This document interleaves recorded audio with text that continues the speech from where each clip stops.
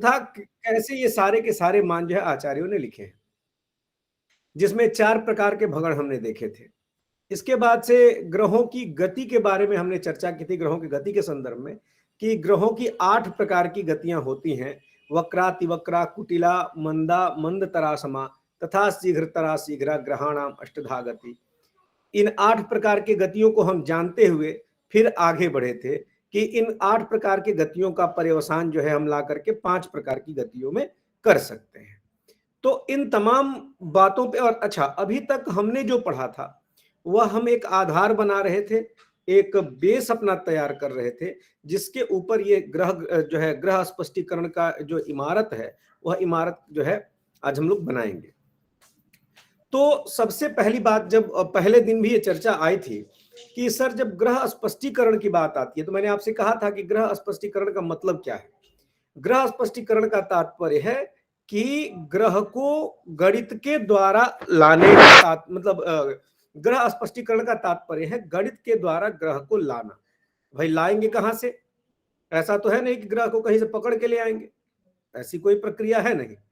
तो लाने का तात्पर्य है कि जो अव्यक्त ग्रह है, मतलब वह ग्रह जो आकाश में किसी स्थिति पे है जिसे हम नहीं जान रहे हैं कि अभी कितनी राशि, कितनी अंशकला, कितने विकला पे है, चाहे वह कोई भी ग्रह हो, उस ग्रह को हम क्या करते हैं कि अब गणित के माध्यम से ज्ञात करते हैं।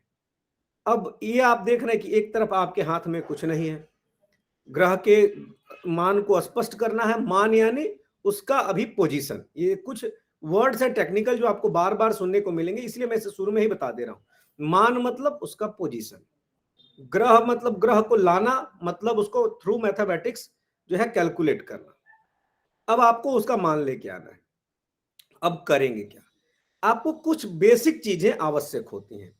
बेसिक चीजों में मैंने आपसे बताया था कि सबसे पहले गोल की आपको आवश्यकता पड़ेगी, और गोल की आवश्यकता भी आपको सामान्य अर्थ में कहेंगे कि गणित के प्रकरण में नहीं पड़ेगा, लेकिन गणित गोल का उपयोग आएगा कहां? जहां भी अब आगे चल के आप जैसे मान लीजिए कि हम लोग देखेंगे भी आगे कि अहरगण जब हम बनाते हैं तो उसमें कई जगह छोटे छोटे शेष हम लोग त्याग देते हैं। अच्छा, ये भी छोड़ दीजिए, आप वर्ष मान जानते हैं कि 300 मैंने एक सौर वर्ष, वर्ष मान कहने का मतलब सौर वर्ष का मान 365 दिन। 365 कौन सा दिन? सावन दिन। तो 365 दिन 15 घटी 30 पल जो है 22.5 विपल है। अब जो यह मान 365 दिन 15 घटी 30 पल 22.5 विपल लेके हम आ रहे हैं, क्या आपको लगता है कि इस प्रत्येक अवयव से जो है आप ग्रह की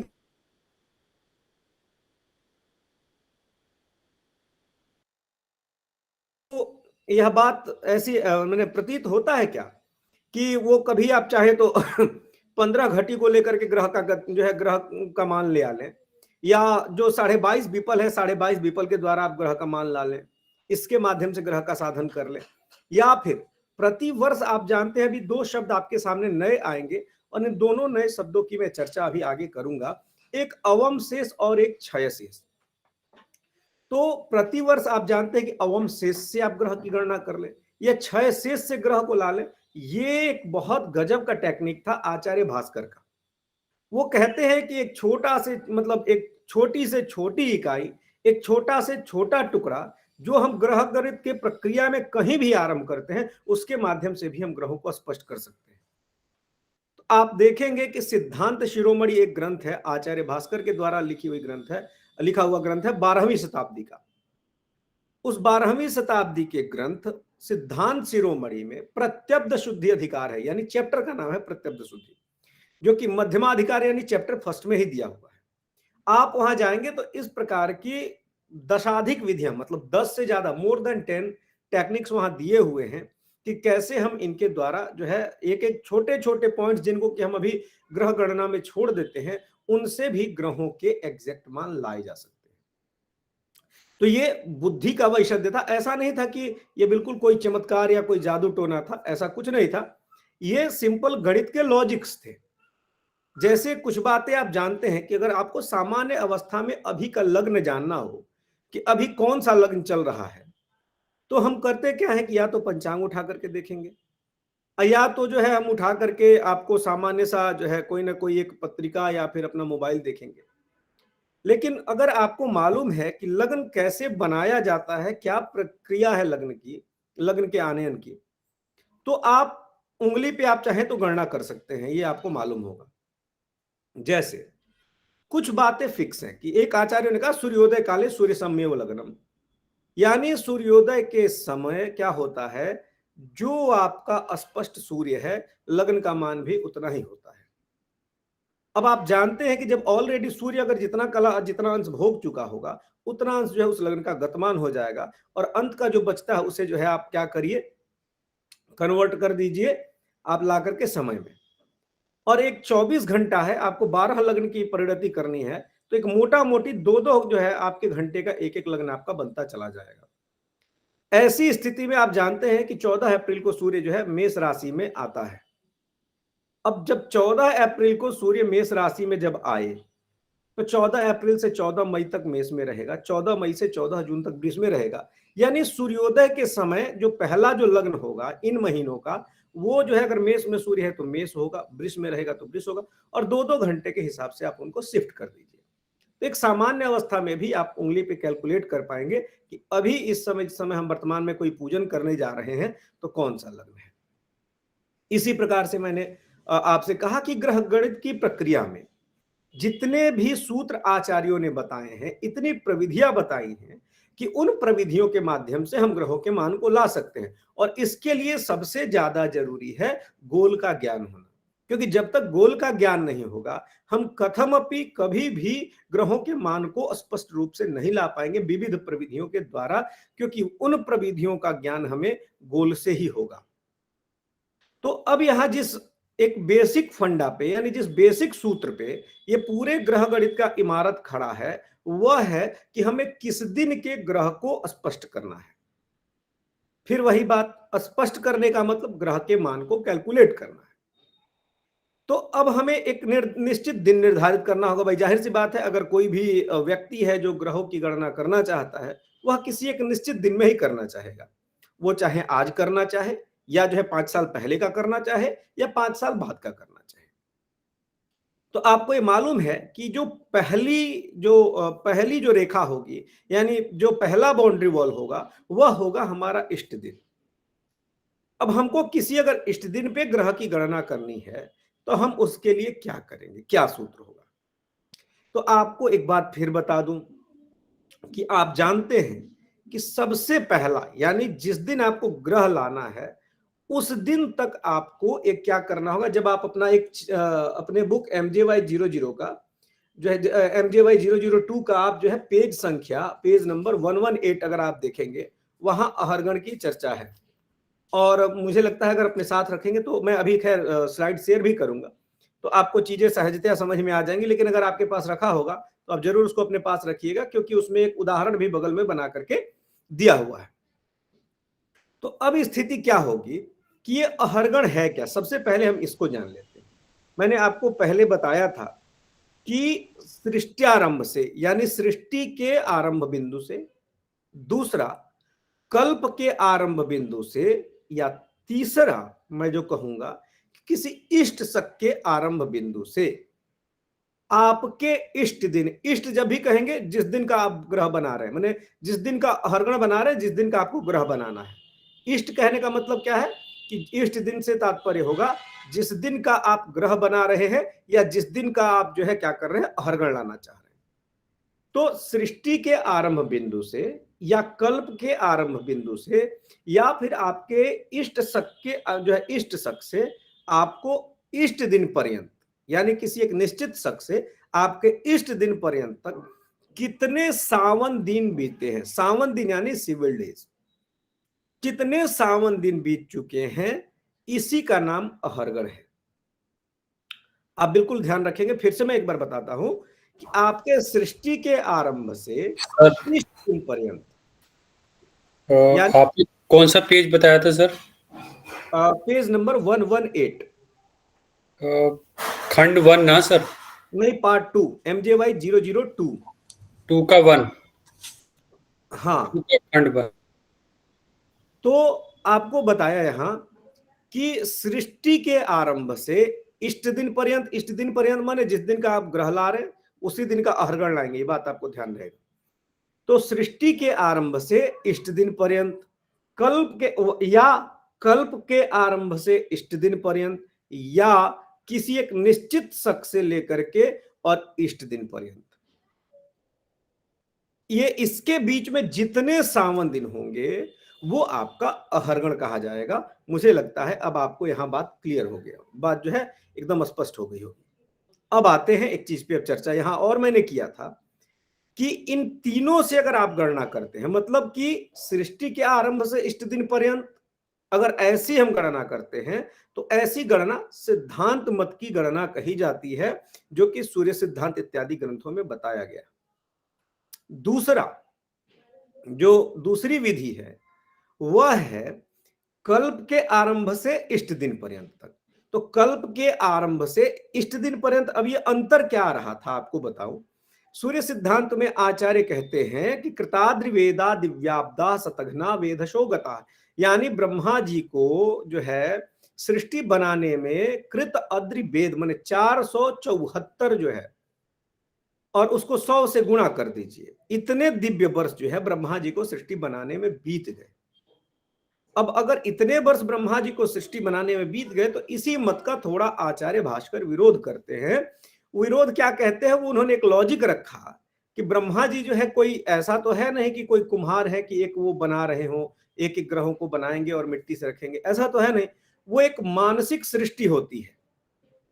मानसिक सृष्टि मतलब जब सोचा, भाई जाहिर सी बात है, पुराणों का भी मत है कि दिनादो सृष्टि दिनांते लय, यानी कि दिन के आरंभ में, ब्रह्मा जी के दिन के आरंभ में सृष्टि हो जाती है और दिन के अंत में लय हो जाता है। ये सामान्य सी जो है निरुक्ति आचार्यों ने करी है, तो इसमें कहीं किसी भी प्रकार का विवाद है नहीं। तो आचार्यों ने कहा कि अब ये जो दूसरा मत आया ना, कि जो कि कह रहे हैं कि ब्रह्मा जी को सृष्टि बनाने में समय नहीं लगता, कल्प का आरंभ हुआ, जैसे ब्रह्मा जी जगे आंखें खोले तो देखे कि भाई पूरी सृष्टि चल पड़ी। तो ये जो मत है, इस मत के जो अनुयायी कहे जाते हैं वो कहे जाते हैं तंत्र मत के अनुयायी। और इसके अनुयायी कौन है? आचार्य भास्कर, ब्रह्मगुप्त इत्यादि जो आचार्य हैं वो तंत्र मत के अनुयायी हैं। और तीसरा जो हम कह रहे थे, जो तीसरा मत है, तीसरी विधि है, वह किसी इष्ट शक से अभिष्ट दिन पर्यंत। अब आप जानते होंगे कि ग्रह लाघव के जो आचार्य है, कर्ता आचार्य गणेश दैवज्ञ, वह लिखते हैं कि द्वैबधीन्द्रो नितशक ईश हृत फलम से, तो वहां सूत्र वो बताते हैं। तो द्वैबधीन्द्रो नितशक ईश हृत फलम से 1442 शक को क्या करते हैं, एक अपना निश्चित जो है इनिशियल पॉइंट मानते हैं कि इस दिन से हम जो है अभिष्ट दिन पर्यंत ग्रहों की गणना करेंगे। तो यहां क्या हुआ, 1442 शक से लेकर के इष्ट दिन पर्यंत आप ग्रह की गणना कर रहे हैं। इस मत को करण मत कहते हैं। अब आपको क्लियर हो गया होगा कि सिद्धांत, तंत्र और करण में क्या अंतर है और कितने प्रकार से हम अहर्गण को ला सकते हैं। अब हम किसी एक मूल मत को समझेंगे, हमें बाकी के सारे मत हमारे क्लियर हो जाएंगे। अब हम करेंगे क्या कि यहां स्थिति हम एक की पहले समझ लेते हैं और वही प्रक्रिया फिर जो है सब में अप्लाई होगी, चाहे वो अनुपात से हो या फिर वह पूरा का पूरा मान ही उसमें जोड़ घटा दिया जाए। इन दोनों में ही कोई दिक्कत नहीं होगा, लेकिन हमें आवश्यकता है सबसे पहले एक मूल पद्धति को समझने की। अब आप जब देखेंगे सूर्य सिद्धांत जब आप ग्रंथ लेते हैं तो सूर्य सिद्धांत ग्रंथ के मध्यमाधिकार में, यानी चैप्टर नंबर 1 जिसका नाम है मध्यमाधिकार, जहां की ग्रहों के मध्यम स्थिति को यानी मीन पोजीशन को और जो भी मान दिए गए हैं उसमें लाने के, वह मीन पोजीशन के मान को ही लाने के बारे में बताया गया है। तो मध्यम ग्रह की स्थिति को जिस अधिकार में यानी जिस चैप्टर में क्लियर किया गया, दैट्स कॉल्ड मध्यमाधिकार। अब मध्यमाधिकार में जब आप जाएंगे तो वहां आचार्य सूत्र देते हैं ग्रह स्पष्टीकरण, अहर्गण लाने के लिए कि अत ऊर्ध्वममी युक्ता गतकालाब्द संख्या मासी कृतायुता मासई मधु शुक्लादि भीर्गत। ये आपके पुस्तक में भी दिया हुआ है, जहां अहर्गण का साधन यानी सबसे पहला ही चैप्टर पेज नंबर 117। अब ये पूरा का पूरा वहां पे सूत्र आचार्य ने बता दिया। ये सूत्र बना कैसे? सर आवाज नहीं आ रहा है सर। अभी क्या किसी और को भी नहीं सुनाई दे रहा? आ रही है सर आ रही आ रही सर आ रही है आवाज। सर आवाज, तो कोई दिक्कत नहीं है। हाँ, तो अगर कभी भी होगा तो थोड़ा आप अपना नेटवर्क जो है उसको सही करेंगे। अगर उसके बाद अगर हमें लग रहा है कि 2-3-4 लोगों को नहीं सुनाएगा, इसका मतलब है कि मुझे नहीं सुनाई दे रहा जो है। नहीं डॉक्टर साहब, आवाज सर आपकी आ रही एकदम है, बढ़िया है, एकदम परफेक्ट है। कोई दिक्कत नहीं। मैं तो बराबर बना हूं ना, तो आपकी आवाज नहीं आएगी, मैं खुद बताऊंगा जी, तो अब आपको समझिए। बताया कि हम भी ज्योतिष ही पढ़ रहे हैं। जी सर। तो इसमें क्या हो रहा है आपको बताऊं कि अब हमने कहा कि इसको स्पष्ट करना है। अब क्या करना होगा? तो जहां ये सूत्र आचार्य बनाते हैं या जहां इस सूत्र का प्रतिपादन है सूर्य सिद्धांत में, उसके जस्ट पहले लिखते हैं कि संख्याम एकत्र पिंडयित। संख्याम एकत्र पिंडयित का क्या अर्थ है कि आपके अभीष्ट वर्ष तक, यानी जिस वर्ष में आप ले आना चाहते हैं, है ना, जिस वर्ष आप ग्रह को स्पष्ट करना चाहते हैं, जिस शक में या जिस संवत्सर में, या जो है सबसे अच्छा तरीका है कि इसको आप कृतयुग के गत वर्ष तक में रखिए, क्योंकि गणना ज्यादातर जो है आपको सिद्धांत में युग के ही वर्षों के अनुसार होगी। अब क्या करना है आपको कि सृष्टि के आदि से लेकर के और आपको जिस वर्ष, माने इस कलयुग में जहां आप ग्रह बना रहे हैं, वहां तक के वर्षों को एक में जोड़ दीजिए। अब पूछेंगे सर ये तो बड़ी समस्या हुई कि मतलब ऐसा हम मान लाएंगे कहां से, ये कहां मिलेगा? तो आप सूर्य सिद्धांत के मध्यमाधिकार में आपको जहां अलग अलग मानों को दिया गया है, वहां पे लिखता है ख चतुष्क यमाद्रग्नि शररंध्र निशाकरा, यानी सृष्टि के आरंभ से इतने वर्ष, यानी 1 9 5 3 7 2 और 4 0 इतना लगा दीजिए। ये सृष्टि के आरंभ से सतयुग के अंत तक इतने वर्ष जो है बीत चुके हैं। अब इसमें आपको क्या करना है? त्रेता का मान जोड़ देना है, द्वापर का मान जोड़ देना है, और कलयुग का जो आपका जितना सौर वर्ष बीत चुका है वो आपके पंचांग में कवर पे ही दिया रहता है, जो है कलयुगाब्द के नाम से, उसको आप उठा करके वहां पे जोड़ देंगे। ठीक है, इन सबको जोड़ लिया। सबसे पहला काम यही था, क्या था कि हम सृष्टि के आदि से लेकर के और अभीष्ट वर्ष जहां तक हम ग्रह बनाना चाहते हैं वहां तक के मानों को एक साथ हम जोड़ लेंगे। अब मुझे नहीं लगता है कि अब आपको यहां तक में कोई दिक्कत होगी। अगर आप अपनी पुस्तक को उठाएंगे तो पुस्तक में भी आपके यहाँ पे दिया हुआ है कि द्वापर के अंत तक इतना, और विक्रम संवत जो है 2077 तक 5121 जो है आपको कलयुग के वर्ष बीत चुके हैं। आपके पुस्तक में ही आप देखिए पेज नंबर 119 पे, 118 मैं कह रहा था देखने के लिए, इसी के साथ आपको पेज नंबर 119 भी अगर आप देखेंगे तो ये पूरे के पूरे जो है मान वहां दिए हुए हैं कि सतयुग के अंत तक कितना बीता, फिर उसमें त्रेता का मान जोड़ दिया, द्वापर का मान जोड़ दिया, और संवत 2077 का आपको जो है 5121 जो है सौर वर्ष आपको कलयुग का भी इन्होंने आचार्य ने जोड़ के यहाँ पे रख दिया। गुरुजी ये मान याद रख जी, मान याद रखने पड़ेंगे सब क्या गुरुजी? ये आप कोई ऐसा जरूरी नहीं, आप इसको कहीं लिख के भी रख सकते हैं, ऐसी कोई आवश्यकता नहीं। सतयुग तक का मान जो दिया हुआ है ना वो आप जरूर रखेंगे। ख चतुष्क यमाद्रग्नि शररंध्र निशाकरा, यहाँ पे सूत्र ही आचार्य लिखते हैं कि इतना जो है सौर वर्ष बीत चुका है सतयुग के आरंभ में। उसके बाद त्रेता का मान स्पष्ट है, द्वापर का मान स्पष्ट है, और कलयुग का लिखना पड़ेगा ना, एग्जाम के लिए तो याद करना पड़ेगा ना। ये आपके ऊपर, अगर आप उदाहरण बनाना चाहते हैं। आप लोगों से विनम्र निवेदन है काउंसलिंग के बीच में क्वेश्चन न करें। जो डाउट्स आपके हैं वो काउंसलिंग के बाद जो है, क्योंकि रिकॉर्डिंग पॉइंट ऑफ व्यू से ये दिक्कत हो जाती है, तो आप लोग जो है लास्ट में अपने प्रश्न जो भी है नोट कर लें, फिर डॉक्टर साहब से बात कर लेंगे। तो इसको आप लिख करके रख लीजिए, कोई भी अगर आपके दिमाग में अगर आता है ऐसा प्रश्न जो है तो आप उसको रखें, और फिर हम लास्ट में लेते हैं। तो ये सारे मान को इकट्ठा कर लेंगे। अब दिक्कत कहां आती है, आप एक चीज देखें। आप कहेंगे सर आपने कहा कि सृष्टि आदि से लेकर के और इष्ट सौर वर्ष पर्यंत दिनों की गणना जो है वह आपको अहर्गण है। मैंने आपसे एक बात कहा था जो है शुरू में ही, कि हम समस्या कहां से आती है कि हम 4 प्रकार के मान अपने दैनिक जीवन में उपयोग में ला रहे हैं। 4 प्रकार के मान मतलब वर्ष हम ला रहे हैं सौर, मास ला रहे हैं चांद्र, और दिन ला रहे हैं सावन, टाइम ला रहे हैं नक्षत्र। अब हम जब अहरगण बनाएंगे, मैंने आपसे कहा था कि हमारे पास अहरगण जो होगा वह सावन अहरगण ही हम ग्राही,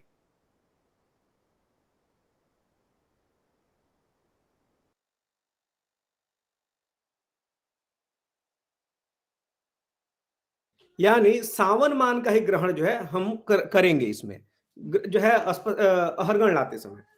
अब सावन मान को ही क्यों ग्रहण करेंगे, इसके पीछे जो कारण देते हैं आचार्य कि जो सावन मान है वो प्रत्यक्षोपलब्ध है।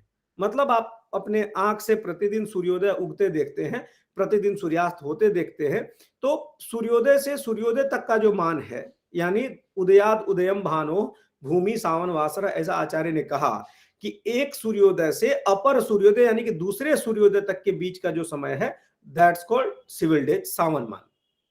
ठीक है, अब यहां तो आपको लाना है मान किसमें, सावन दिन में।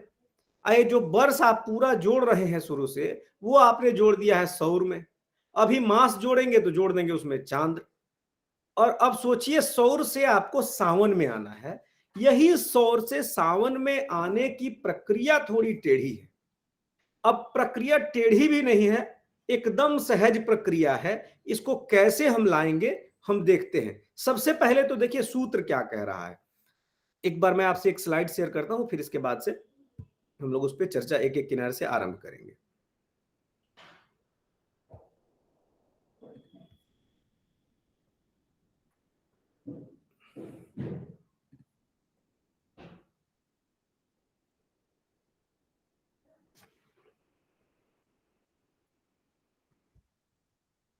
मुझे लग रहा है कि अब आपको ये स्लाइड जो है दिख रहा होगा।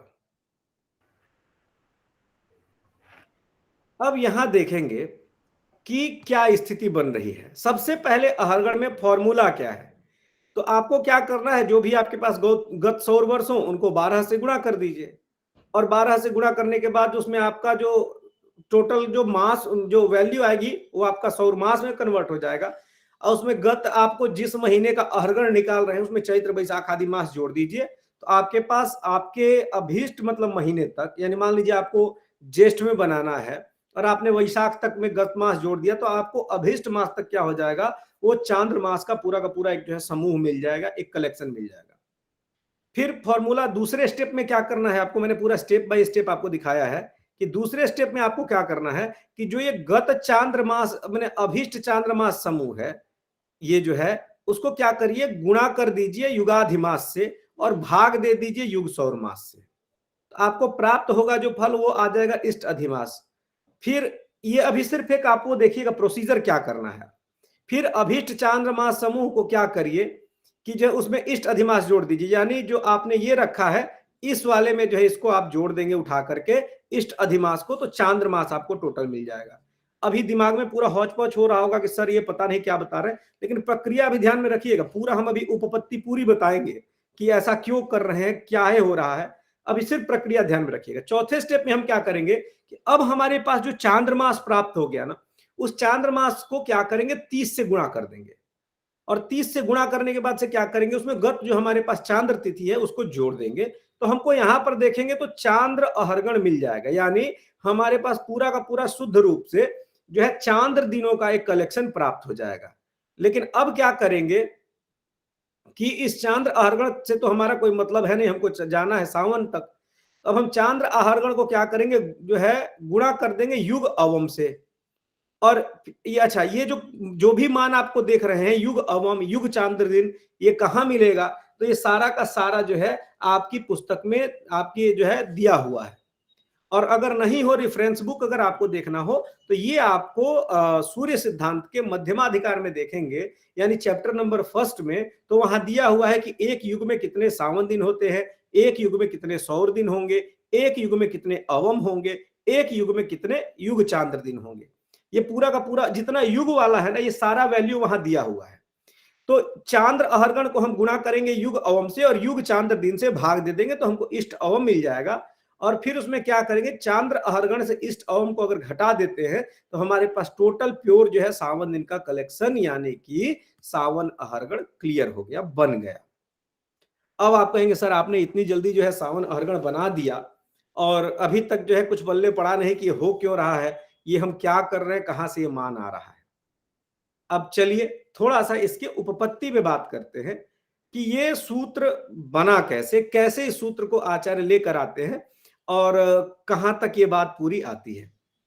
सबसे पहले मैंने आपसे क्या कहा कि गत सौर वर्ष को आप 12 से गुणा कर दीजिए। अभी तक ये गत सौर वर्ष का मतलब क्या हो गया कि आपके सृष्टि के आरंभ काल से आपको जिस वर्ष मैंने आपसे कहा था कि जिस वर्ष का आप अहरगण बना रहे हैं उसके गत वर्ष तक क्या करिए, उन सबको इकट्ठा जोड़ लीजिए।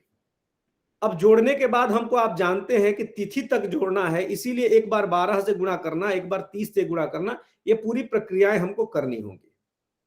तो अब हम करेंगे क्या कि जो हमारे पास गत सौर वर्ष है ना, हम उसको मास में बनाने के लिए यानी मंथ में कन्वर्ट करने के लिए 12 से गुणा कर देंगे। ठीक है, अब जब 12 से गुणा कर देंगे तो अब हमारे पास जो वैल्यू मिलेगी वो मास में हो गया, यानी गत सौर मास हमारे पास मिल गया टोटल। क्योंकि यहां तक तो कोई घालमेल नहीं था, यहां तक शुद्ध शुद्ध सौर वर्ष था। सौर वर्ष को हमने 12 से गुणा किया तो वो सौर मास में कन्वर्ट हो गया।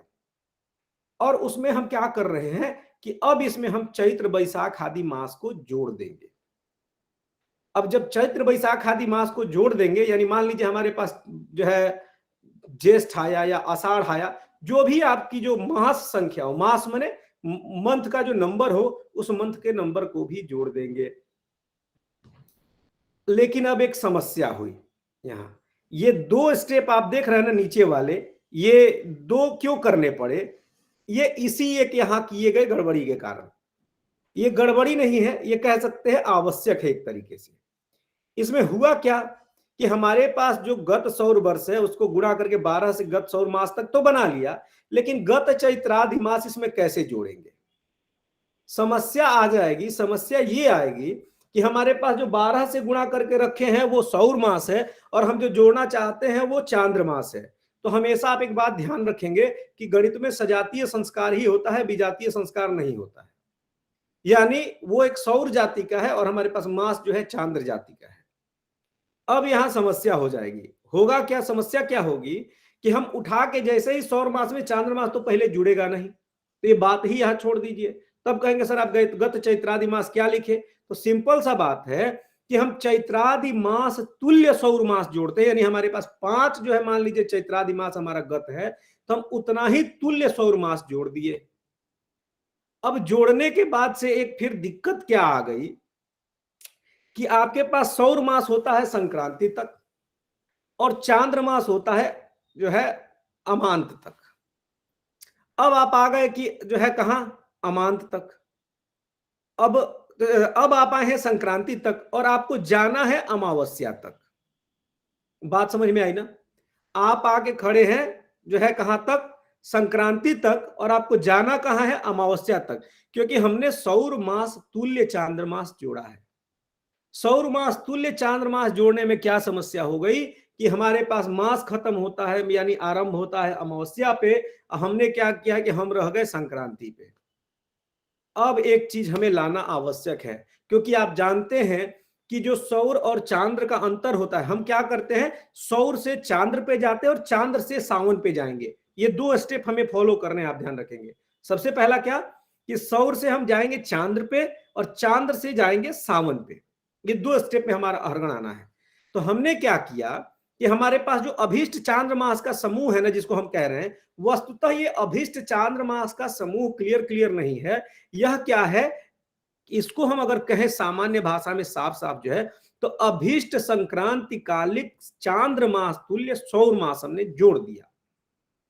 अब इसमें आवश्यकता क्या पड़ी कि अगर हम इस माने अगर हम क्या करें कि सौर मास में हमारे पास जो प्राप्त है उसमें अगर अधिमास जोड़ दें तो हमारे पास चांद्रमास प्राप्त हो जाएगा। कैसे हो जाएगा, तो आप जानते हैं कि सौर मास और चांद्रमास का अंतर ही अधिमास है। कैसे सौर मास चांद्रमास का अंतर अधिमास है भाई, तो आप एक बात जानते हैं कि जो सौर वर्ष है वह कितने दिन का होता है, जो है 365 दिन का, मतलब 365 सावन दिनों का एक सौर मास है, एक सौर वर्ष है। और एक चांद्र वर्ष कितने का होता है, 354 दिन का। दोनों के बीच का जो अंतर आता है 365 और 354 का, ये होता है 11 दिन का। और यही आपको अधिमास शेष होता है ना प्रति वर्ष, इसीलिए तो तीसरे वर्ष जा करके आपको अधिमास पड़ता है। यानी प्रति वर्ष अगर 11 दिन इकट्ठा हो रहा है तो वह तीसरे वर्ष जा करके अधिमास पड़ेगा। इसीलिए यहां पे क्या किए कि जो सौर मास और चांद्र मास का अंतर अधिमास है, अगर हम इसको प्राप्त कर लें और सौर मास में जोड़ देंगे तो हम चांद्र मास तक चले जाएंगे। इसी प्रक्रिया को लाने के लिए आचार्य क्या कहते हैं कि एक काम करिए, एक त्रैराशिक अनुपात कर लीजिए, रूल ऑफ 3 में आ जाइए। कहे कि यदि हमको एक युग सौर मास में हमको युग अधिमास मिल जाता है, यानी 5 रुपया में, ये अनुपात वैसे ही है जैसे 5 रुपया में 5 आम तो 3 रुपए में कितने आम। तो यानी युग सौर मास में अगर हमको युग अधिमास मिल जाता है, यानी पूरा होलसेल नंबर में होलसेल नंबर, युग सौर मास भी आपको सूर्य सिद्धांत के मध्यमाधिकार चैप्टर 1 में बताया गया है, और एक युग में कितने अधिमास होंगे ये भी बताया गया है। तो एक युग सौर मास में हमको मिलते हैं पूरे युग वाले अधिमास। तो हमारे पास जितना जो है सौर मास का एक समूह है, जिसको हम इस नाम से दे रहे गत चांद्रमास समूह, ये मैंने आपके समझने के लिए दिया था कि ये जो हमारे पास जो गत चांद्रमास समूह, यानी गत हमारे पास जो सौर मासों की एक संख्या है, उसमें क्या मिलेगा, तो हमारे पास जितने सौर मास थे उतने तुल्य जो है आपको अधिमास मिल जाएगा। अब जब हमारे पास ये इष्ट अधिमास मिल गया, तब हम इसी में क्या करेंगे कि हमारे पास जिसको हम अभीष्ट चांद्रमास समूह कह रहे, बात ध्यान रखेंगे, ये अभीष्ट चांद्रमास समूह कहने का मतलब था, ये मैंने आपको समझने के लिए इसीलिए इसको रेड कलर में किया है, कि यह जो था हमारा सौर मास तुल्य जो है चांद्रमास तुल्य सौर मास था। तो इस चांद्रमास तुल्य सौर मास में हम जब इष्ट अधिमास जोड़ देंगे तो हमारे पास ये चांद्रमास प्राप्त हो जाएगा। यानी कि आपके अभीष्ट वर्ष तक, माने जिस महीने का आप अहरगण बना रहे हैं वहां तक आपके पास में प्योर जो है आपके पास, आप कह सकते हैं कि ये लूनर मंथ यहाँ पे जो है जो चांद्रमास है वो प्राप्त हो जाते हैं। लेकिन अब हम अभी चांद्र तक आए हैं और जाना हमको कहां है, सावन अहरगण तक। अब क्या होगा, एक समस्या आएगी कि आप जानते हैं कि चांद्र और सावन के बीच में अंतर क्या रहता है। यानी जैसे हम यहां देख रहे थे कि सौर और चांद्र का अंतर जो है आपको अधिमास के रूप में प्राप्त हो रहा था, अधिशेष के रूप में प्राप्त हो रहा था। इसी प्रकार से जो आपका चांद्रमास यानी जो चांद्रमान है और सावन मान है, इन दोनों के बीच में एक रहता है जिसका नाम है तिथि क्षय, या उसी को अवम कहते हैं। यानी तिथ्यंत और सूर्योदय के बीच में, यानी तिथि का जहां अंत हो और सूर्योदय के बीच में क्या रहेगा, अवम रहेगा। अब क्या करेंगे, जैसे ही मान लीजिए हमारे पास, अब एक चीज आपको थोड़ा सा एक स्टेप ले चलते हैं, फिर इस अवम का कॉन्सेप्ट आपको बताते हैं। यहां जब हमारे पास चांद्रमास प्राप्त हो गया, इस चांद्रमास को हम क्या कर रहे हैं, 30 से गुणा कर रहे हैं। क्यों कर रहे हैं भाई, क्योंकि हमको अभी इष्ट तिथि हमने जोड़ी ही नहीं है, इष्ट तिथि को भी जोड़ना है।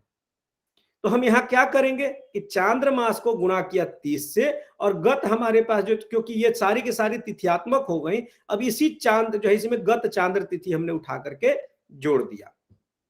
क्लियर है।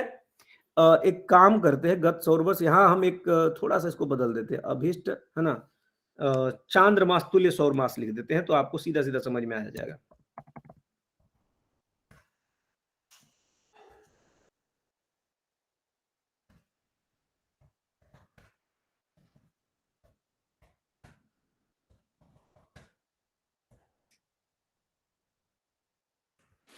ठीक है,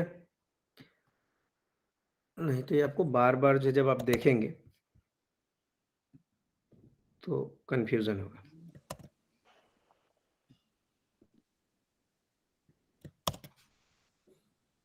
तो अब हम क्या कर रहे हैं कि हमारे पास जो गत चांद्रमास गुणे 30 हमने किया है, इसको तिथि बनाने के लिए किया है, और इसमें हमने गत चांद्र तिथियां जोड़ दी, तो अब हमारे पास चांद्र अहरगण मिल गया। चांद्र अहरगण मिल गया मतलब हमारे पास टोटल जिस दिन यानी जिस तिथि को हम अहरगण बना रहे हैं उस तिथि तक का प्योर एकदम जो है आपको लूनर वैल्यू इस प्रक्रिया में यहां तक प्राप्त हो गई। अब क्या करेंगे भाई, अब मैंने आपसे कहा कि अब हमारे पास जो मिला तो चांद्र अहरगण है, जिस तिथि को आप अहरगण बना रहे हैं अब आपको तो लाना था सावन अहरगण और आप चले गए तिथ्यंत तक, मैंने आपको कहां जाना था? सूर्योदय पे, लेकिन आपकी गाड़ी चली कहां गई? तिथि के अंत तक। अब जब तिथि के अंत तक चले गए तो अब हमको करना क्या होगा कि जो सूर्योदय और तिथि के अंत तक के बीच का जो मान होगा वो इसमें से घसका लेंगे, तो आप पुनः जो है सूर्योदय पे वापस हो जाएंगे। आपको ये बात समझ में आ रही होगी कि हमने जैसे ही क्या किया कि ईस्ट चांद्र मास हमारे जो थे उसको 30 से गुणा किया तो तिथ्यात्मक हो गए टोटल, और उसमें हमने जो है चांद्र तिथियां उठा के जोड़ दी हमको जिस दिन तक का अहरगण बनाना था। समस्या ये आ गई कि अब हमारे पास अहरगण मिल तो गया, लेकिन ये चांद्र अहरगण मिला, और ये चांद्र अहरगण हुआ कहां तक का?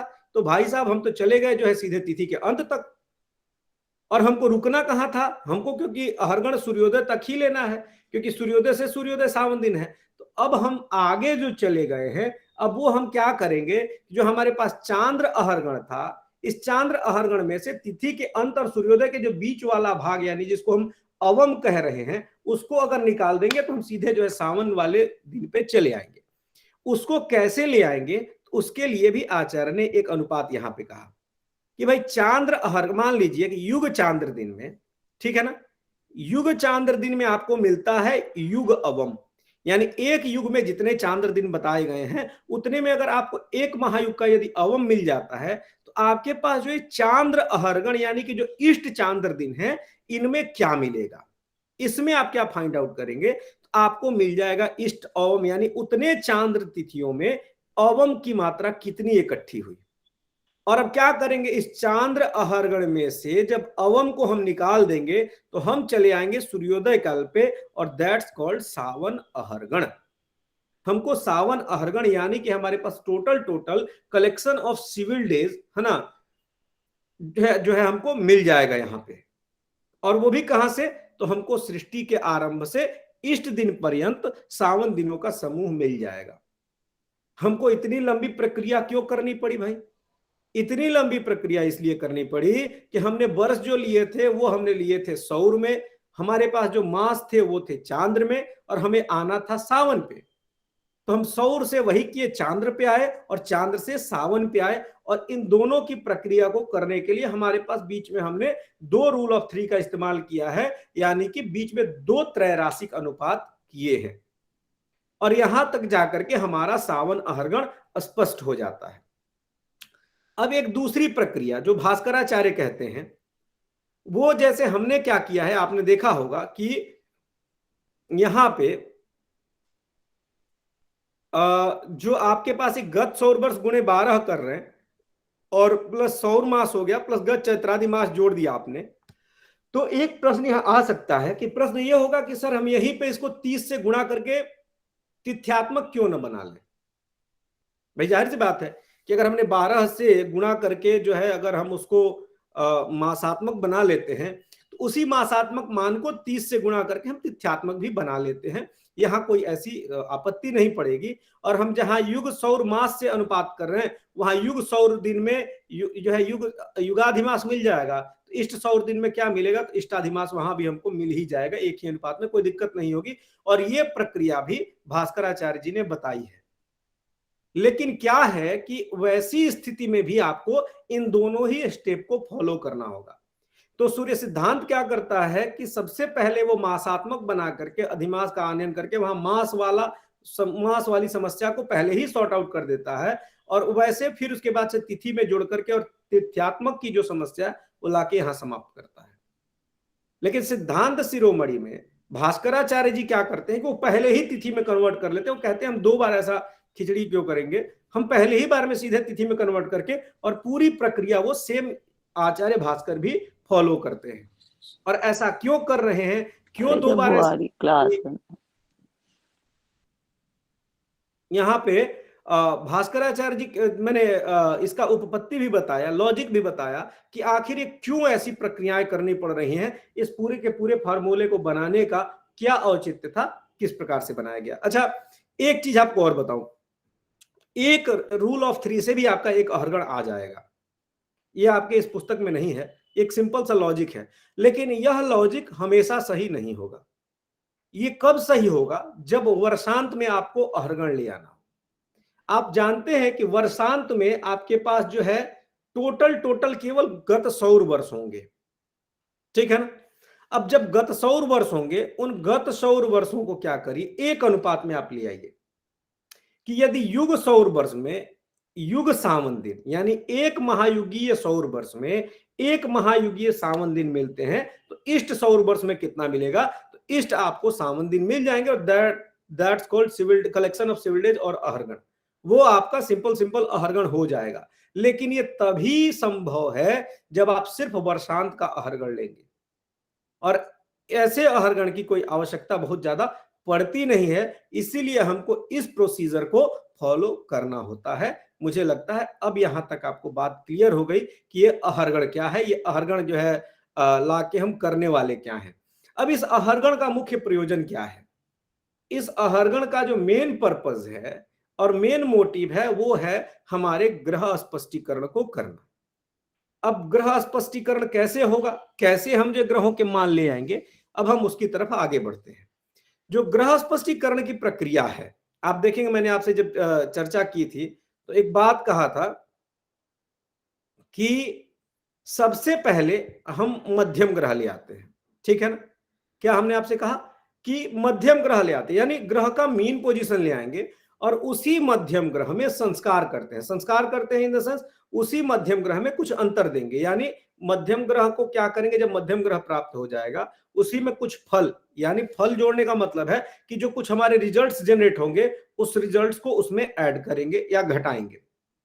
अब जब हम संस्कार करते हैं तो वही मध्यम ग्रह जाकर के स्पष्ट ग्रह में कन्वर्ट होता है, यानी उसी में फ्रैक्शन देते देते देते देते हम उसको स्पष्ट ग्रह तक, यानी उसका जो हम उसकी जो विजिबिलिटी है वो हम आकाश में देख पाते हैं।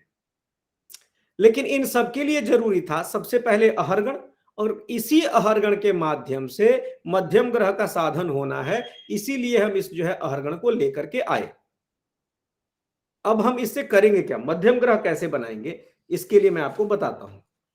आप जानते हैं कि मध्यमाधिकार में यानी चैप्टर नंबर 1 सूर्य सिद्धांत है ना, अहरगण साधन के बाद से ग्रहों के आनयन की प्रक्रिया यानी मध्यम ग्रह को लाने की जो विधि है उसको आचार्य ने दिया हुआ है।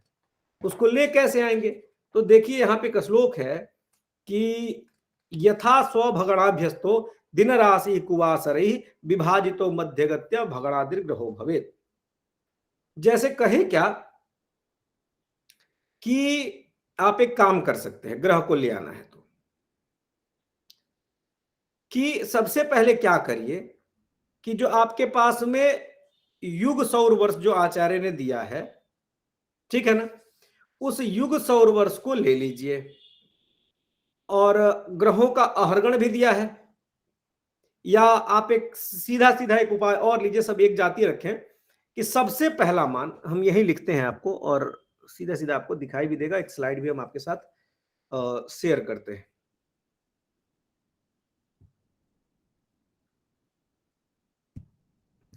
अब हमको करना क्या है, ये सीखते चलते हैं और कैसे हम उस ग्रह को ले आएंगे।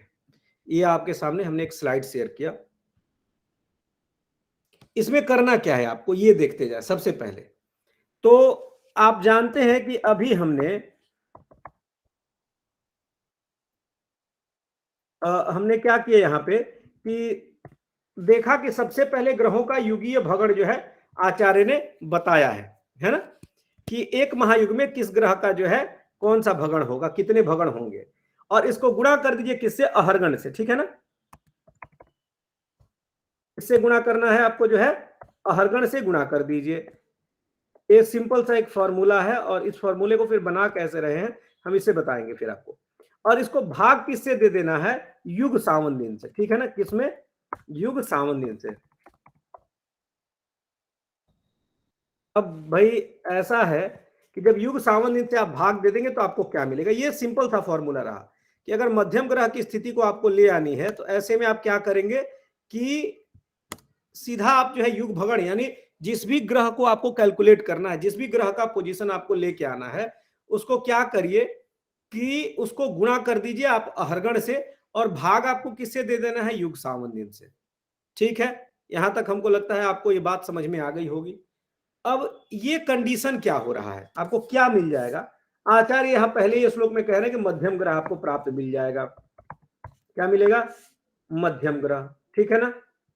लेकिन ये मध्यम ग्रह आपको, आप कहेंगे, आपके दिमाग में सबसे पहला जो प्रश्न होगा वो यह होगा कि सर ये मध्यम ग्रह मतलब एक ही बार में मिल गया क्या? यहाँ पे राशि अंश कला विकला मिलेगा या क्या मिलेगा? कुछ समझ में तो आया नहीं। तो अब इसकी जो वास्तविक प्रक्रिया है हम उस पर चलेंगे, उसके पहले थोड़ा सा हम आपको इसकी उपपत्ति बता दें, इसके पीछे का लॉजिक बता दें। यहां भी आचार्य ने क्या किया है ना कि एक सिंपल रूल ऑफ 3 अप्लाई किया है। मैंने आपसे कहा था कि जब मैंने पढ़ाना शुरू किया तो भास्कराचार्य जी एक बात कहते हैं कि अस्ति त्रैराशिकम पाटी बीजम च विमलामति किम ज्ञातम सुबुद्धि नाम अतो मंदार्थम उच्यते। कहते हैं क्या भाई कि जो त्रैराशिक है ना वही पाटी गणित है। पाटी गणित मतलब भाई अर्थमेटिक। अर्थमेटिक में अगर आप देखेंगे ग्रह स्पष्टीकरण की पूरी प्रक्रिया में तो आप क्या करेंगे, ज्यादातर रूल ऑफ 3 पे जो है यहां काम कर ले जाएंगे। तो आचार्य कहते हैं कि अस्ति त्रैराशिकम पाटी और बीजम च विमलामति, और बोलते हैं कि बीज गणित क्या है, अलजेब्रा क्या है, तो कहते हैं विमलामति। अगर सुंदर साफ सुथरी बुद्धि है तो वही जो है आपको बीज गणित है। और किमक ज्ञातम सुबुद्धि ना, अगर जो अच्छे बुद्धि वाले हैं, जिनकी बुद्धि एकदम निर्मल है और क्लीन है, उनके लिए क्या अज्ञात है, तो कहे भाई साहब ये ग्रंथ आप किसके लिए बता रहे हैं? तो कहे अतो मंदार्थम उच्यते, कि भाई जिनके पास जो औसत बुद्धि है हम उनके लिए इस ग्रंथ को बता रहे हैं। तो अब यहां क्या करेंगे, कैसे रूल ऑफ 3 अप्लाई किया आप देखिए, एकदम सिंपल सा, फिर वही फंडा कि अगर आपको युग सावन दिन में यानी 15, 77, 91, 78, 28 जो है आपको सावन दिन में, अगर आपको मान लीजिए सूर्य का भगड़ जो है 43,20,000 प्राप्त होता है तो आपको इष्ट अहरगण में कितना, यानी आपको अपने जो आपने अहरगण दिया है उस अहरगण में कितना प्राप्त होगा। आप चाहें तो इसका एक खूब अच्छा कैलकुलेशन के लिए आप एक्सेल सीट में जो है बना भी सकते हैं। इसके लिए एक फार्मूला, एक प्रोग्राम बहुत इजीली बन जाता है ना। हमारे यहाँ क्लास में भी कई बच्चों ने इसको बना करके रखा है। तो इन फॉर्मूलाज को आप चाहें तो एज पर योर रिक्वायरमेंट आप उसको कन्वर्ट कर सकते हैं एक्सेल सीट के प्रोग्राम में, बहुत इजीली हो जाएगा ये, और फिर आपको कैलकुलेशन में भी बहुत आसानी हो जाएगी। तो एक अनुपात किया कि युग सावन दिन में अगर मान लीजिए मिलता है क्या आपको, युग भगण, यानी एक पूरे महायुग में दिया कि इतने सावन दिन है और ग्रह का भगण भी बता दिया कि इतना इसका भगण होगा। तो एक युग में यानी युग सावन दिन में आपको मिलता है युग भगण, तो अहरगण में क्या, अहरगण मतलब इष्ट सावन दिन में कितना, तो आपको ग्रह का इष्ट भगण मिल जाएगा।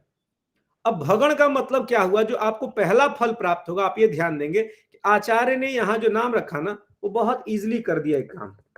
तो आपको मध्यम ग्रह मिलेगा, लेकिन इसकी जो प्रक्रिया होगी ना, जो पहला फल आपको मिलेगा इसका नाम रखिए प्रथम फल। ये प्रथम फल क्या होगा, ये आपको होगा भगण। भगण का मतलब हो गया कि ग्रह ने इतने जो है इतने चक्कर अपनी कक्षा के पूरे कर लिए और आपके पास कुछ शेष मिलेगा। तो आप क्या करिए कि शेष को गुणा कर दीजिए आप 12 से, ठीक है ना। शेष गुणे 12 करेंगे, क्यों करेंगे, क्योंकि आपको ले आना है अब राशि की, कितनी राशियां बीत चुकी हैं, तो उसको करके आप फिर युग सावन दिन से भाग दे देंगे। ठीक है, आपको ये प्रक्रिया यहां मिल जाएगी। अब फिर यहां क्या आपको प्राप्त होगा कि अगर आपने शेष को गुणा किया 12 से और युग सावन दिन से भाग दे दिया तो फिर मिल जाएगा आपको यहां पे राशि प्राप्त हो गई। अब ये हमने नाम रखा दूसरा फल, ठीक है। दूसरा फल में हमें मिला क्या, दूसरे फल में मिली राशि। अब ऐसे ही आपको क्या करेंगे कि जो नीचे फिर शेष बचेगा उस शेष को आप क्या करेंगे कि फिर 30 से गुणा करेंगे और फिर युग सावन दिन से भाग दे देंगे, तो अब आपको मिलेगा जो है अंश। फिर उसी प्रकार से शेष मिलेगा, उसको 60 से गुणा कर देंगे तो फिर आपके पास जो फल मिलेगा वह मिलेगा कल। और फिर जो शेष बचे उसको 60 से गुणा करिए, फिर युग सावन दिन से भाग दे दीजिए तो फिर आपको मिल जाएगा विकला। यानी आप देख रहे हैं कि जो है भगण से भगण, जो है राशि से राशि, अंश से अंश, कला से कला और विकला से विकला और प्रति विकला से प्रति विकला और प्रति प्रति विकला से प्रति प्रति विकला आप जो है लेकर के ग्रह का मान आएंगे। अब ऐसे में अगर आप देखेंगे कि आपके पंचांग में जो ग्रहों का मान दिया हुआ है वह सिर्फ राशि, अंश, कला, विकला में ही दिया हुआ है। अब उस राशि, अंश, कला, विकला वाले मान में यदि हम ऐसा करते हैं कि आप जानते हैं कि प्रति वर्ष जो है सूर्य का मान, जो सूर्य की जो गति है वह 59, 8, 10, 10 नहीं होगी। अगर मान लीजिए सपोज दैट हम कह रहे हैं कि हमने यहां अहरगण ले लिया 1, और आप देखिएगा, अगर आपको सामान्य से एक उदाहरण बता रहा हूं, आप फटाक से कॉपी पे कर लेंगे। आपने अहरगण मान लिया 1, यानी जिस दिन ग्रह चलना शुरू हुए उस दिन का ही हम निकाल रहे हैं। यानी एक दिन में ग्रह कितना चलेगा भाई, अपनी गति तुल्य चलेगा जितनी उसकी गति है। तो एक दिन का अगर हम निकालते हैं तो युग भगड़ गुणे 1 बराबर युग भगड़, यानी 43,20,000 वैसे ही रहेगा। और उस 43,20,000 को 15, 77, 91, 78, 28 से आप भाग दे दीजिए। पहला जो है आपका 0 भगड़ आ जाएगा। फिर आप क्या करेंगे कि जो आपके पास शेष बचेगा, शेष गुणे जो है आप क्या करिए, जो है 12 कर दीजिए। फिर 15, 77, 91, 78, 28 से आप भाग दे देंगे, तब आपको राशि भी 0 प्राप्त हो जाएगी। फिर आप ऐसे ही आएंगे कि जो है शेष जो प्राप्त होगा उसको 30 से गुणा करके फिर 15, 77, 91, 78, 28 से भाग देंगे। अब जो आपको भागफल प्राप्त होगा, अभी भी आपको भागफल तीसरा 0 प्राप्त होगा। फिर आप क्या करेंगे, जो शेष बचेगा उसको जो है 60 करेंगे और जो है उसको 15, 77, 91, 78 से 28 से फिर भाग देंगे। यहां आपको अब की बार जो कला मिलना है वह कला मिलेगी आपको 59 कला। फिर वही काम, शेष को 60 से गुणा किया, 15, 77, 91, 78, 28 से भाग दे दिया। तो अब आपको जो है जो विकला मिलेगी वह मिलेगी 8 विकला। फिर ऐसे ही आप क्या करिए, शेष गुणे 60 करके और फिर 15, 77, 91, 78, 28 से भाग दे दीजिए। तो अब की बार जो आपको फल मिलना है वो मिलेगा 10। फिर उसको जो है शेष गुणे 60 है ना, फिर भागे 15, 77, 91, 78, 28, फिर आपको जो फल मिलेगा 10। फल क्या मिला, सूर्य की गति एक दिन की आपकी कितनी आ रही है, 59, 8, 10, 10, यानी 59 कला, 8 विकला, 10 प्रति विकला, 10 प्रति विकला आपको जा करके यहां फल प्राप्त होगा, जो कि सूर्य की गति होगी। और आप देखेंगे कि ये बिल्कुल एक दिन में आपको इतना ही आना है, यानी एक दिन में सूर्य आपका कितना चलना है, गति तुल्य चलना है। तो ये थी प्रक्रिया मध्यम ग्रह को ले आने की। तो अब आप अपने किताब के जो है पेज नंबर को जब खोलेंगे, जहां अहरगण दिया हुआ है, तो आप अहरगण को उठा करके, यानी कि इकाई नंबर 1, इस इकाई 1 को यानी पेज नंबर 118 अगर आप देखेंगे और 119, तो इसमें अहरगण की प्रक्रिया बहुत अच्छे तरीके से एक उदाहरण के द्वारा समझाया हुआ है। आप इसको जरूर कॉपी पर उठा करके लगाएंगे, आपको अच्छा लगेगा। अगर आपको जैसे ये पूछते हैं ना कि सर क्या ये एग्जाम में भगड़ याद करने होंगे, तो एग्जाम्स में देखिए आपको जो मेनली होता है ना, वो फार्मूला आपको कितना क्लियर है। फार्मूला अगर क्लियर है, उपपत्ति अगर आप लिख देते हैं, दूसरे नंबर पे है कि अगर आप कोई उदाहरण अगर आपको दिमाग में, मैंने जैसे आपसे कहा था कि 43,20,000 अगर आपको एक भगड़ याद हो कि भाई एक महायुग में 43,20,000 वर्ष होते हैं, तो 43,20,000 आपको भगड़ ही सूर्य का है। और जो भगड़ सूर्य का है वही भगड़ जो है आपको बुध का है, वही भगड़ जो है आपके शुक्र का है। तो ये आप देखेंगे कि एक अगर आप याद रखते हैं, और क्योंकि अब आपको जब आपने एमए के पाठ्यक्रम में अगर आपने एडमिशन लिया है, तो हमें अपना विकास एमए के लेवल तक करना भी होगा। ये हमारी जिम्मेदारी है, क्योंकि हम अब हायर एजुकेशन में हैं और हमें छोटी छोटी समस्याओं को धीरे धीरे अपने साथ से समाप्त करना होगा। और वो समाप्त कैसे होंगे, जब हम अध्ययन करेंगे। क्योंकि जब आप एमए में एडमिशन लेते हैं तो ये आपकी एक बड़ी जिम्मेदारी हो जाती है कि उस स्तर तक के तथ्यों को समझना। ये जो पुस्तकें लिखी गई हैं ये बहुत अच्छी लिखी गई हैं और इनको हद तक एक सरल भाषा में ले आया गया है। नहीं तो कई बार मुझे देखा, जैसे कि कई बार बच्चे कहते भी हैं आप लोग कि सर ऐसा है कि इसकी भाषा बड़ी कठिन है। तो मैंने आपसे एक दिन एक चर्चा की थी, बहुत छोटी सी चर्चा थी कि आप लोग बिल्कुल भाषा को देख करके इसलिए न घबराया करें कि कभी भी पुस्तक का मतलब, जो अपने यहाँ देखेंगे ना रीडिंग टेक्स्ट जब हम लोग करते थे, जब टेक्स्ट को रीड करते हैं, उसका मतलब सिर्फ इतना नहीं होता है कि हमें वो तथ्य ही समझ में आए। एक पुस्तक अगर आप इंग्लिश का अंग्रेजी का नॉवेल जब आप पढ़ते हैं कोई भी, तो हम कह रहे हैं कि एक स्टोरी पढ़ रहे हैं, स्टोरी में क्या यही मतलब था कि हमको कहानी तो वो कोई भी पढ़ के सारांश सुना दे? नहीं।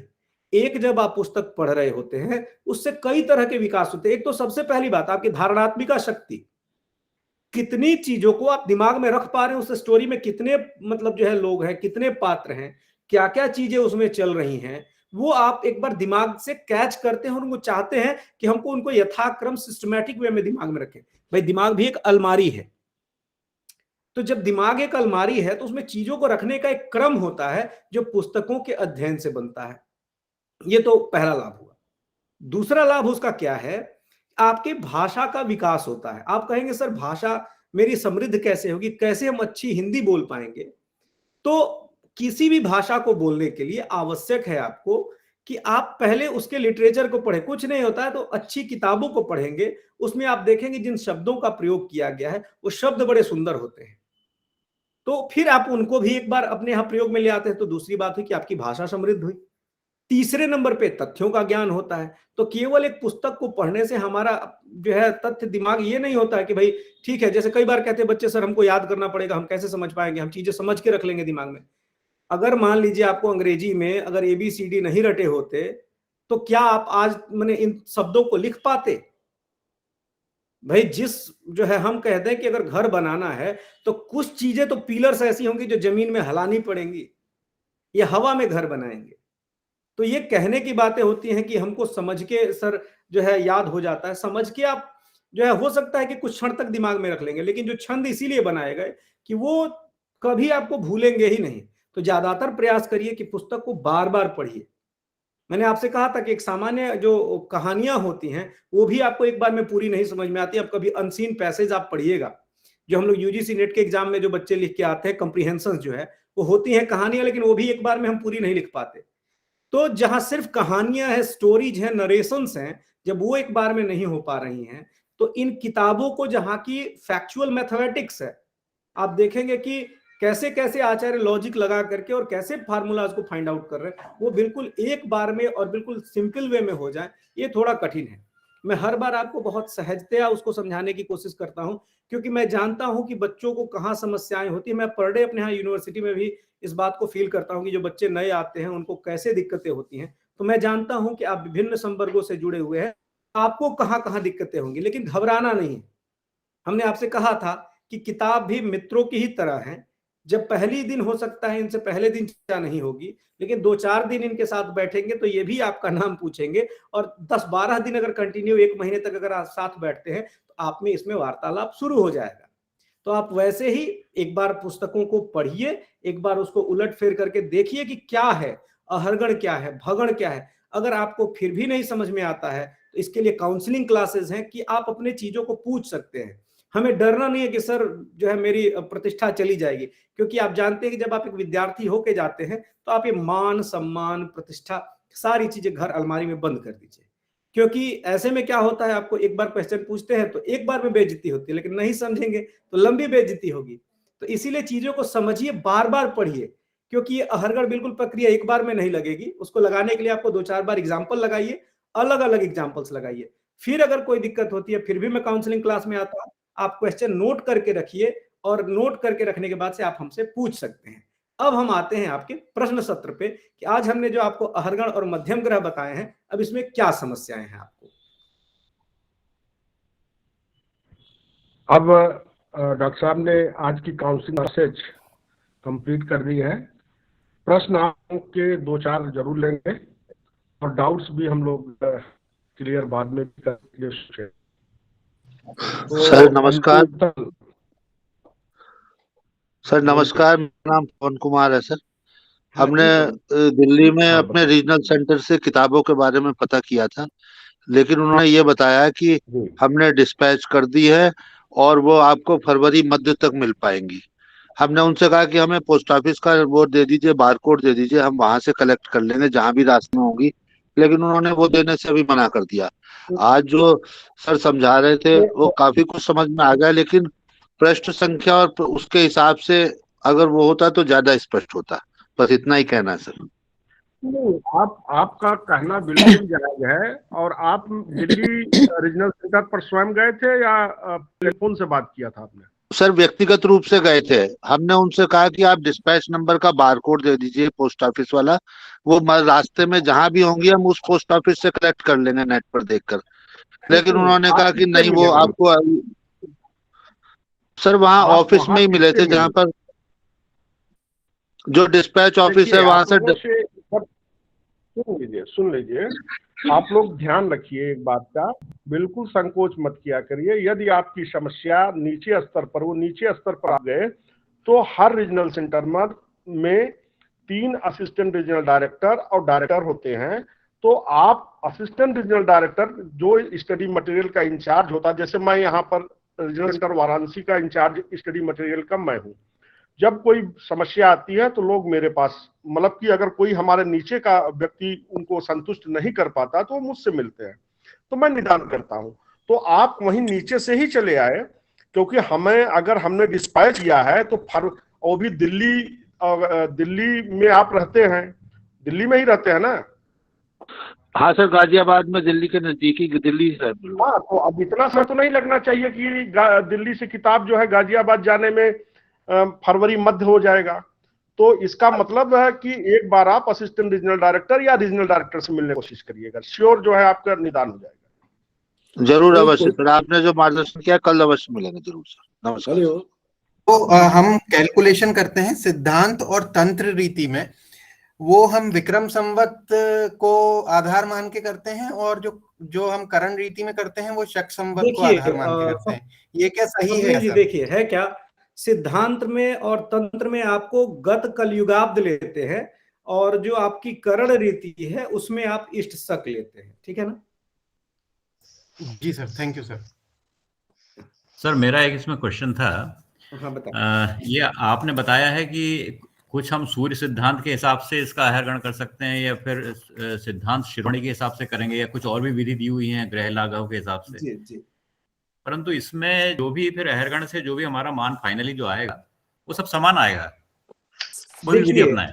बता रहे हैं होगा क्या, तीनों के अहरगण में अंतर होगा। अहरगण में अंतर क्यों होगा?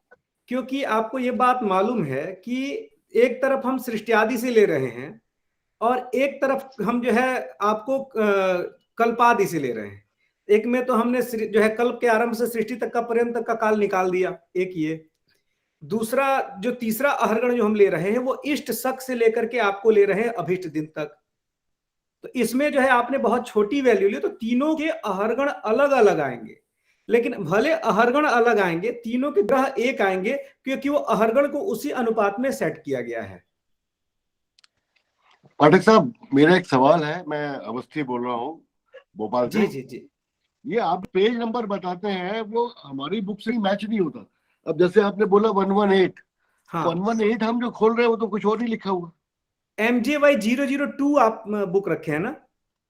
ये खंड 2 है, ये वाला, दिस इज खंड 2। जैसे हर किताब में लगभग 4 या 4 खंड हैं। MJ 001 का है ये सर, ये। हाँ, आप ध्यान रखेंगे, आपको MJY 002 रखना है अपने साथ में, अभी हम लोग वो पढ़ रहे हैं। Okay okay okay. देखिए, मैं आपको बताना चाहूंगा कि जो इग्नू का स्टडी मटेरियल है MJY का, वह भारतवर्ष में यही है, और हर रीजनल सेंटर पर वही मटेरियल भेजा गया है, कोई मटेरियल नहीं गया है। नहीं, ये तो मैंने नेट से डाउनलोड करके प्रिंट किया है। अच्छा हो सकता है MJY 002 का है, वो आप देखेंगे आपके पास एक मटेरियल उपलब्ध है, वो सारे उनके पास मैंने दे रखा है कि वो कोई डाल। Okay okay, thank you.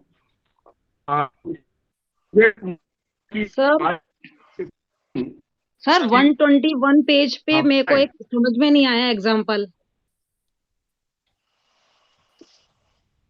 120 ji doctor 121 पे एक एग्जाम्पल समझ में नहीं आया है जी। एक सेकेंड मैं निकाल लूं। इसमें 1950 लिखा है और प्लस हो रहा है 7, और ऊपर लिखा है 44/7। तो उसे कैसे निकालेंगे? किसको आप देख रही हैं?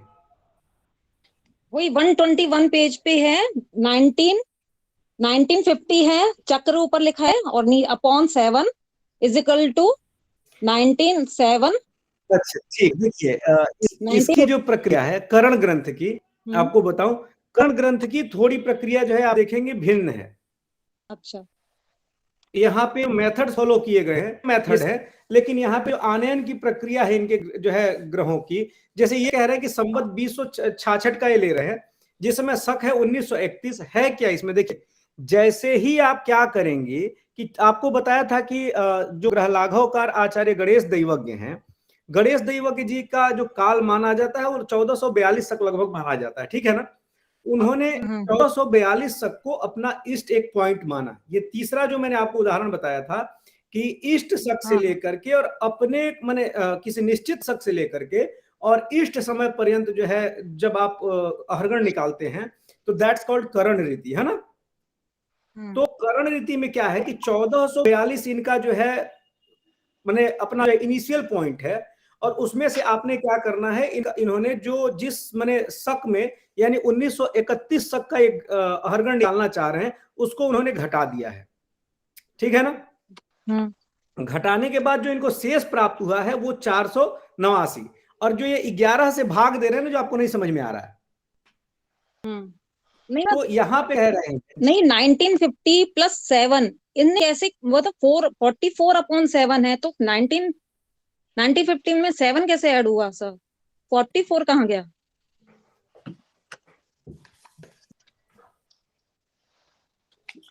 एक तो ये पूरी प्रक्रिया भी यहाँ स्पष्ट नहीं हो रही, इसको नेक्स्ट क्लास में हम आपसे लेते हैं, है ना। Okay sir. इसको मैं एक एग्जांपल आपके सामने ही ला करके दिखा दूंगा तो आपको इजीली वो समझ में आ जाएगा। ओके सर, थैंक यू प्रक्रिया को देख लीजिएगा। मुझे लगता है कि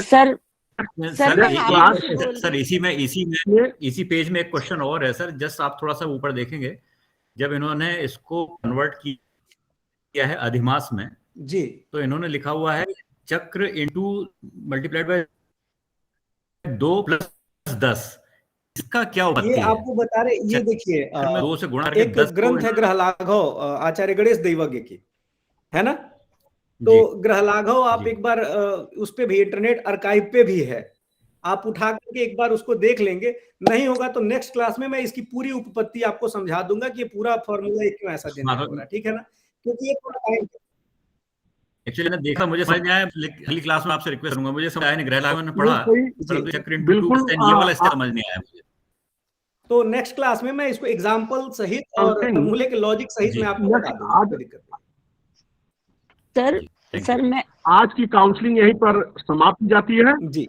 नहीं प्लीज मैम, काउंसलिंग के रूल फॉलो करें, क्योंकि डॉक्टर साहब ने कहा कि नेक्स्ट काउंसलिंग में आपके डाउट्स के जो डाउट्स हैं पहले उसको ही हम क्लियर करा देंगे, उसके बाद फिर नेक्स्ट काउंसलिंग शुरू होगी। तो नेक्स्ट काउंसलिंग जो भी है कल नहीं परसों, तो उसमें आप अपने डाउट्स पहले ही रखिएगा, जो आज डाउट्स आपके हैं डॉक्टर साहब करेंगे। तो आप लोग को ढेर सारी शुभकामनाएं आज के लिए, और डॉक्टर साहब आपका बहुत बहुत धन्यवाद। प्रणाम सर, बहुत बहुत धन्यवाद।